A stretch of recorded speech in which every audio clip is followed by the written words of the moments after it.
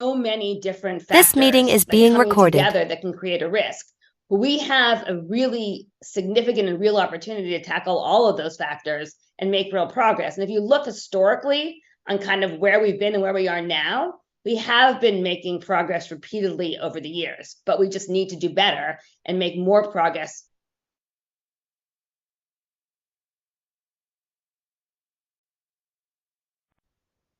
This meeting is being recorded. Hi, Lisa. This is John Charlton over at WHAS 11 News. Talk about a little bit about moving racing to Ellis Park in the spring. Why was that done when practicing and training was still going on at Churchill? And then, how are you guys feeling going into this new meet in a couple days?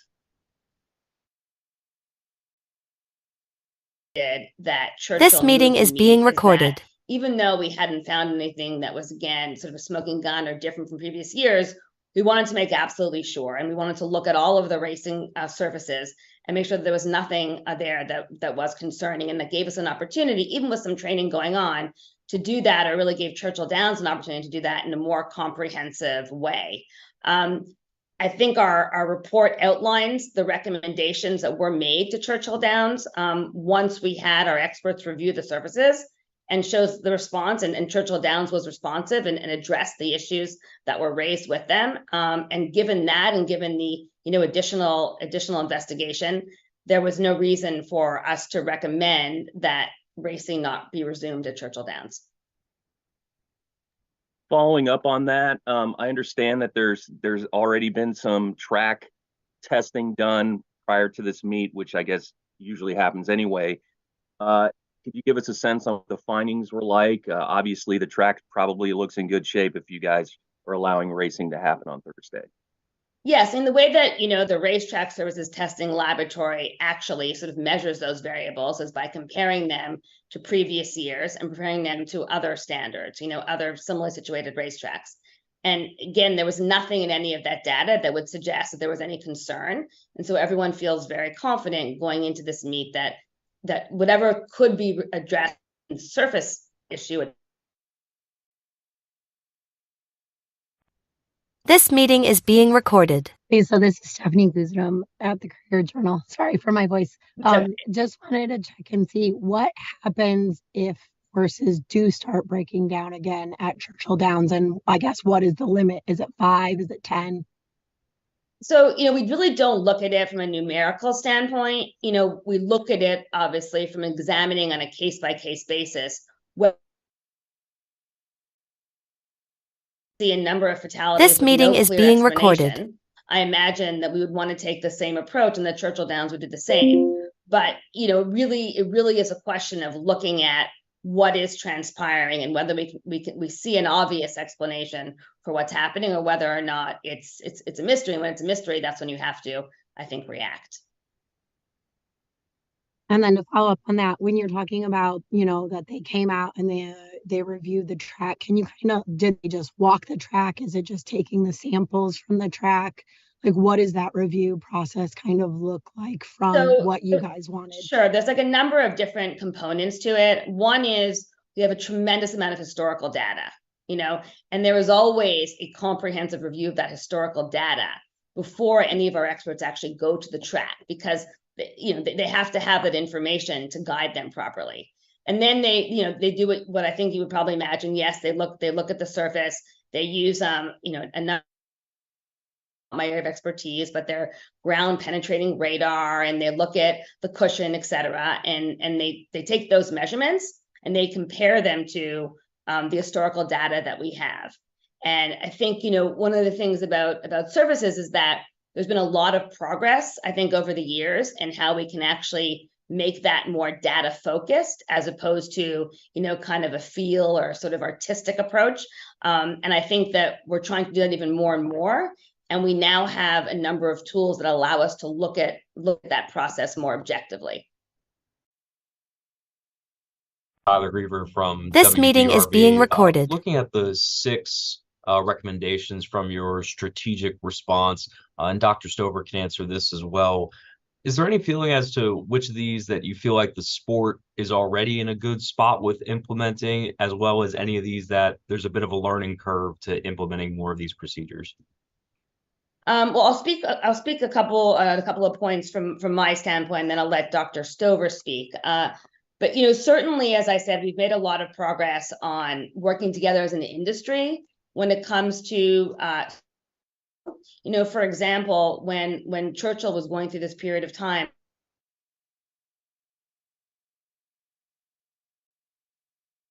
expertise. This meeting is being recorded. Now that we have this track service advisory group, it has experts from a number of different racetracks, and there's really a feeling that we've all got to get in the same page. We're all in this boat together, and so we need to all work together to make sure that we're optimizing the knowledge that we have. And so I think we've really made a fair amount of progress there.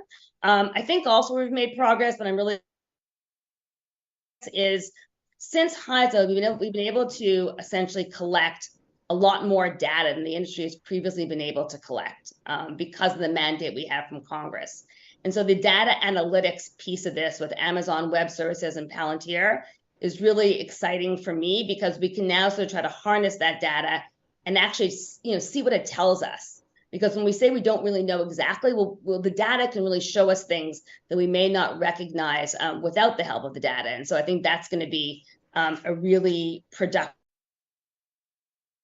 initiative. This meeting is being recorded. And this is where I'll hand over to Dr. Stover. One of the rule changes that is in place that we expect to have approved shortly by the Federal Trade Commission is moving the stand down time for corticosteroid injections, the fetlock joint, to 30 days. And that's something that California has actually already enacted, and they saw a lot of progress. The data from that sort of rule change was very, very positive. And looking at that data, and also looking at the fact that 80% of the injuries to horses are in the fetlock, in the ankle joint, that was a really important initiative for HISA to get behind. And sort of with that, I'll pass to Dr. Stover, because she may want to address that, and also some of what her research showed around the training rates. Yeah, thanks, Lisa. We recognize that the training surface is an important risk factor, but we also recognize that these are injuries are a result of fatigue. And this meeting is being recorded. Can become a catastrophic injury. So with that knowledge, we have an opportunity to look at other factors related to the horse. And I think that's I'm very optimistic that we have opportunities for looking at those factors, as well as being able to not only monitor the horse, but will help. This meeting is being recorded. Hi, Lisa. This is Chelsea with the Pollock Report. I have a couple questions about the recommendation from Dennis Moore regarding the rocks on the racetrack at Churchill. Sure. It looks like, according to the document that you sent out this morning, that the rocks that Churchill did not follow the recommendation to run the material through a slot screen. That the doesn't say how they were. This resolved. meeting is being recorded. So we've obviously interacted with Churchill Downs a lot over this issue to make sure that we were satisfied and comfortable that what needed to be done, got done. There was somewhat of a rock issue, back in the spring, even though that was completely unrelated to the fatalities. So the Churchill had ordered actually a lot of new equipment, tractors and harrows, prior to the start of the spring meet. Unfortunately, that equipment came after they moved to Ellis Park, but we were able to use that equipment to screen for rocks, also to use a rock picker. And we've had a lot of conversations about, does that screening need to happen? I've spoken to, we do our due diligence. So I've spoken to trainers, I've spoken to jockeys, and they've told me that the rocks are no longer an issue, that they believe it's been resolved. But we've agreed that in the event that it becomes a concern again, that the material will be screened at the end of this meet. Again, that being said, Churchill has informed me that any new material they bring in, they do put that through a screen. So that's how it's being managed. Okay. Dr. Stover, I guess I'm curious what your opinion is. If a horse were to step on a, say, palm-sized rock while traveling at maximum speed, would that not be a factor that would be of concern for a potential injury? Well, stepping on a large rock certainly could affect a horse's gait, but it's probably not the key factor that ends up in a catastrophic injury. Basically, catastrophic injuries are related to horses that have a mild subclinical pre-existing injury that that predisposes them to a more severe injury under otherwise completely normal circumstances. So I think the rock issue has been dealt with and is not cannot explain the injuries that happened at Churchill.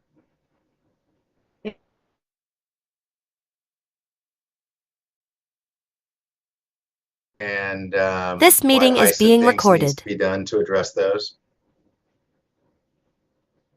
Well, I think in general, research has shown that these injuries are a result of fatigue or because these are equine athletes that are in intense training and racing schedules. And a number of the recommendations moving forward address this issue through regulatory veterinarian examinations, post-screening examinations, through advanced imaging techniques and technologies that are emerging for the detection of subclinical problems in these horses. Are some of our folks running horses too hard? I think it's one of the things that we'll be examining. I don't think that we know that at the moment, but certainly the data from the Churchill review indicates that needs to be examined further. John. Sorry, go ahead. John Sherville, Los Angeles Times.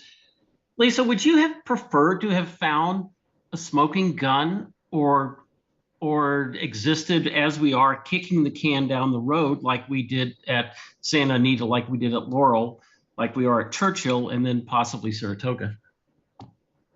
So I think I would say a couple of things. Have one smoking gun, one clear answer that's simpler, and you can put all of your resources into dealing with that one issue. That being said, I think the fact that it is multifactorial gives us an opportunity, and now with a national regulator, to say we can't just kick the can down the road. I think that's the message of our strategic response, is that we're not kicking the can down the road. This is the time where, racetracks and horsemen and breeders and consigners and sales companies all have to kind of get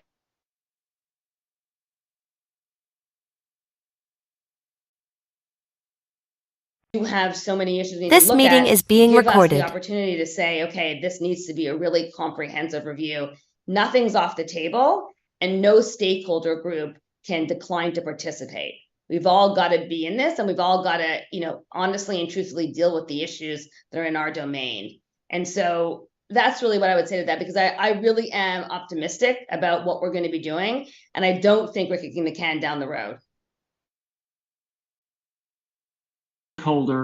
This meeting is being recorded. Are you saying that you do have the authority to shut down any track at any time?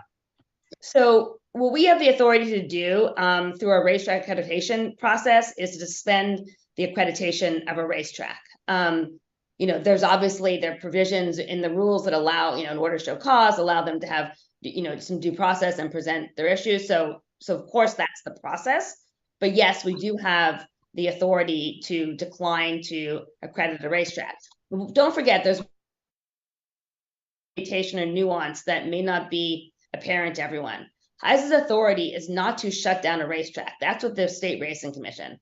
HISA's authority is to prevent a racetrack if they don't meet our accreditation standards from running covered horse races. It means they can't send out their signal for betting.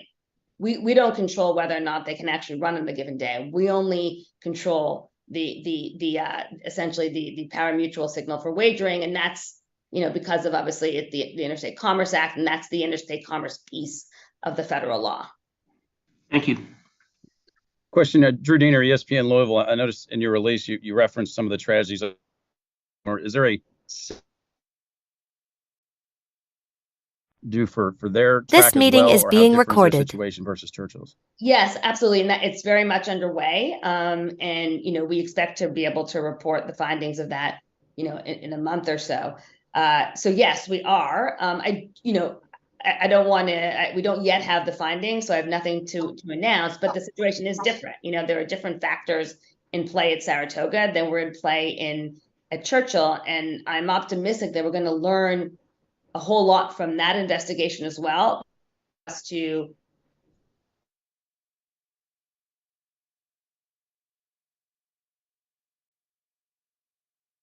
on synthetic tracks. This meeting is being recorded. They really believe that that's an important area to look at and to analyze. And I know that with their new construction, they're very seriously looking at incorporating a synthetic track. And so that's, I think, one of the real sort of initiatives that came out of their experience this summer. And we'll just continue to take the information we have and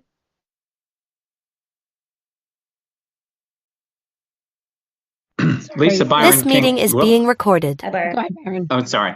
I had a question. Lisa, breeders are a covered person in HISA. I'm curious what steps you have taken or that HISA has taken to examine for the fragility of the breed and things that we might be able to do to breed and raise sturdier racehorses. What options are on the HISA can pursue from that regard?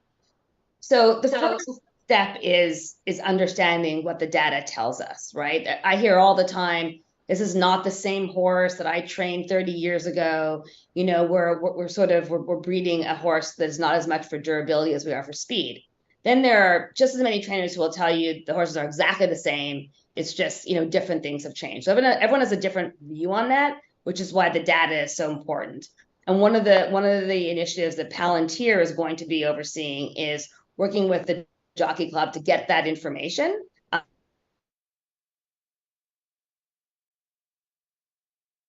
So once this meeting is being recorded, data and have that analysis, we can then engage in conversations what we can do about it. Obviously, what HISA can mandate is limited to what's within our purview.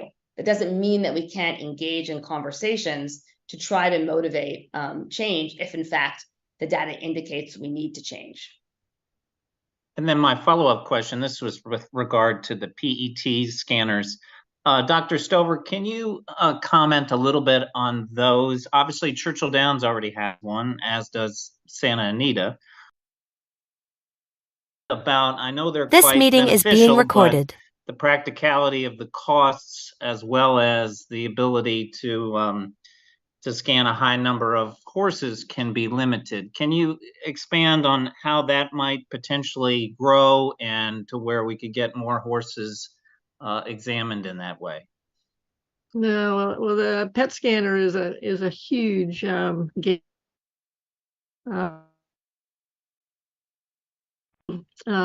This meeting is being recorded. Abnormalities in the bone before other imaging modalities that look at geometry like radiographs and CT. It's also particularly attractive because over 50% of our musculoskeletal injuries are associated with the fetlock joint, and it's particularly helpful in scanning the fetlock joint in the standing horse, so with sedation, but not with general anesthesia. I think the key here is that other techniques such as regulatory veterinarian examination and attending veterinary examination of horses using techniques that identify horses likely to be at risk.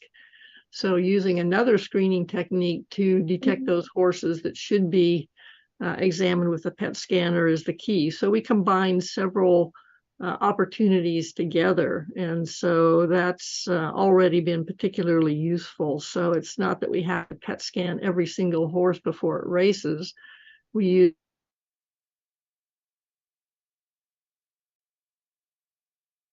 performance history. This meeting is being recorded. Feels about the horse to identify horses that might be a little bit different, a little bit off, that then can be subjected to PET scanning.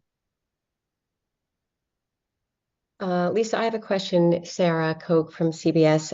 In your investigation, did you discover any evidence of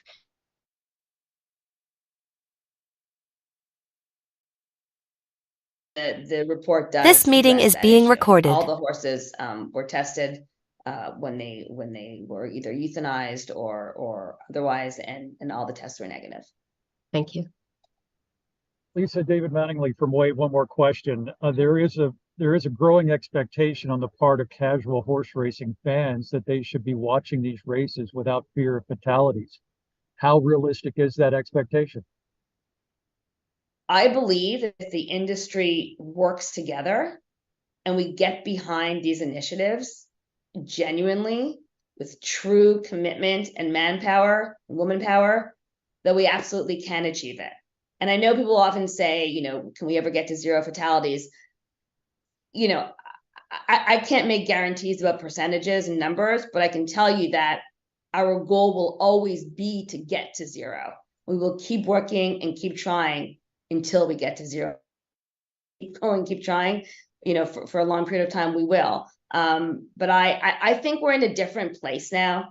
I think the industry has recognized that unless we work together to genuinely make changes, that the industry is in jeopardy. And so I think you see a real commitment, I think, among stakeholders, and a realization that now is if ever, now is the time to sort of put everything we have into working together to minimize the risks.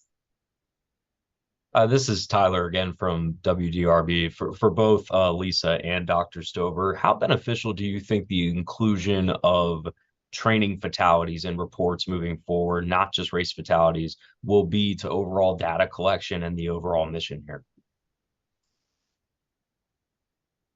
So I'll let you take that one. Sure. Including training fatalities is absolutely critical. We need to understand what's happening with all of our horses.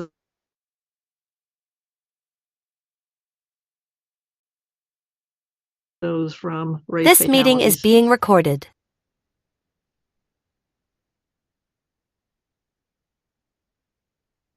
Lisa, Melissa Hoppard from the New York Times.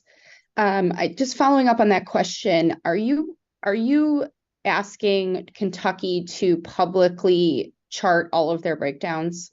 Like, will that information be public like New York or California does? So, that's up to, Kentucky, whether or not they make them public, but the HISA rules do require the data, and we are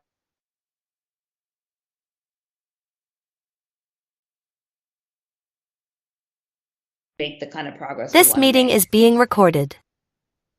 Okay, was making that public on did you have discussions about that? Like, is that within your power to encourage them to make that data public? I mean, we can obviously do anything we want to encourage. It's not within, we have not looked at the question of whether or not we're going to mandate that states make any information public. Our sort of role is to collect the information and to make sure that we're using it to improve horse welfare. So we really haven't looked at that question of public or not public, but we are very much mandating that the information that is required to be provided under HISA rules is actually provided. Thank you.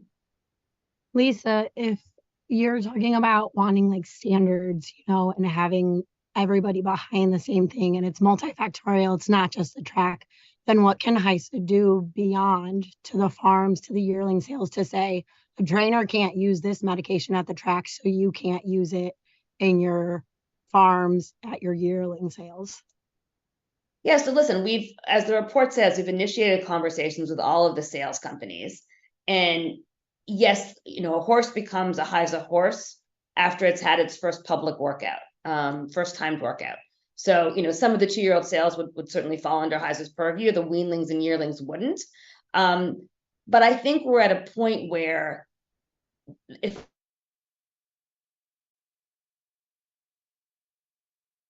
be able to This meeting motivate is the being industry recorded. to come under one kind of comprehensive, understandable kind of ADMC approach.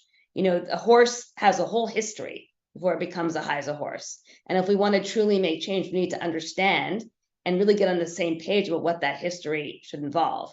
And, you know, I believe that the actors who benefit from the sport and who are in it every day are committed to doing that and to doing what's right, because it just, everyone realizes that that's absolutely necessary right now. What's the next step for HISA? Next step for HISA is we're going to take this strategic response document, you know, make it our Bible, and we are going to work sort of every day to implement the elements of it.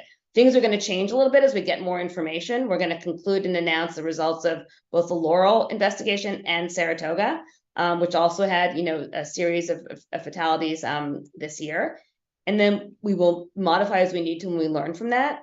But we are going to work sort of relentlessly with industry stakeholders to make sure that we can bring these issues to fruition, at least the good, you know, the good ideas. This meeting is being recorded. That we've tried everything, and that we're working really hard to deliver them. Lisa, one of the points on your Bible, as you just called it, is the further engagement and integration of wearable technology to help support injury detection. I know there have been studies at funded by the Kentucky Horse Racing Commission and by NYRA. Sensor, is that this meeting is being recorded? And what power does HISA have to mandate that? So, first of all, yes, that is exactly what I'm talking about, and I think that, you know, for example, StrideSafe has made a lot of progress, and I know has worked closely with Churchill Downs to derive some of its data. They're still working through how they can use the information in sort of real time to influence, you know, what a jockey might do during a race if in fact there was some sort of red flag that a horse's gait was off. You know, we can mandate, HISA can mandate whatever we believe is necessary, whatever the rule, whatever the act allows us to essentially enforce when it comes to horse welfare. Can we, you know, can we mandate a certain wearable technology? No, I mean, that wouldn't obviously make any sense. Those are individual decisions that trainers and horsemen and racetracks need to make. But we absolutely can work in partnership with these companies.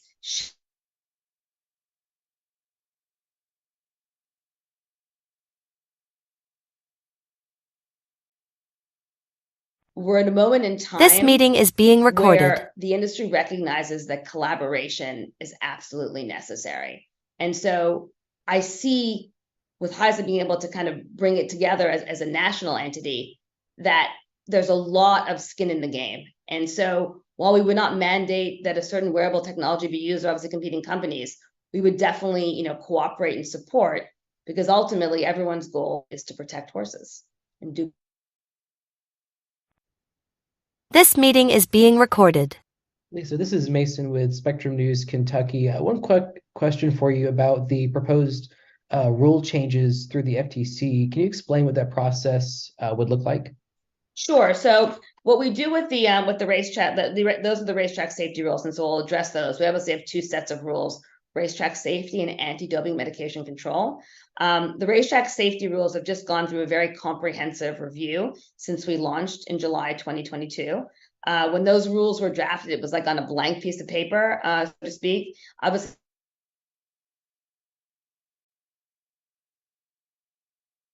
and they were this meeting is being recorded, modified and improved.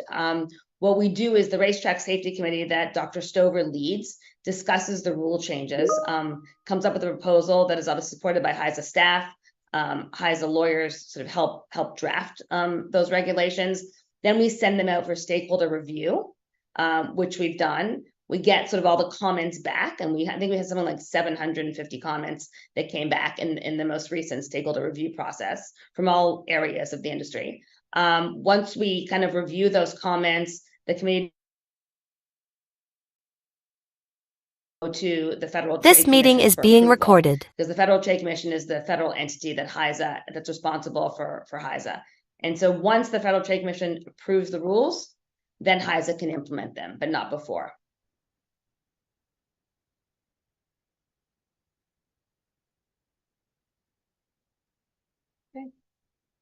Any final questions? Okay. Appreciate it. Yeah, thank you so This much, meeting is everyone. being Good day. recorded.